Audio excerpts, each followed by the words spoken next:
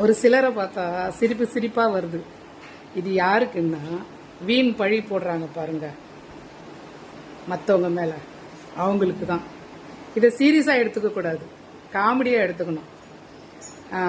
Counter மணி படத்துலன்னு நினைக்கிறேன், சோறில்லாத சித்திரம் நினைக்கிறேன். அதில் கவுண்டர் மணி சொல்லுவார், சரோசா குப்பை கொட்டுறியாம்மா, கொட்டு கொட்டுன்னு. அது போல காமெடியா எடுத்துட்டு போயிடணும் பழி சொல்றவங்கள. ஏன்னா அவங்க கிண்டது குப்பைய, அவங்களுக்கு தான் நாத்தான் நாரும், அவங்க கை தான் கெட்டு போயிடும், அவங்கள சுத்தி தான் நாத்தமே இருக்கு. அதனால கொட்டினா தட்டிட்டு குளிச்சுட்டு போயிட்டே இருக்கணும். எல்லாத்தையும் காமெடியா எடுத்துக்கங்க, சீரியஸா எடுத்துக்காதீங்க.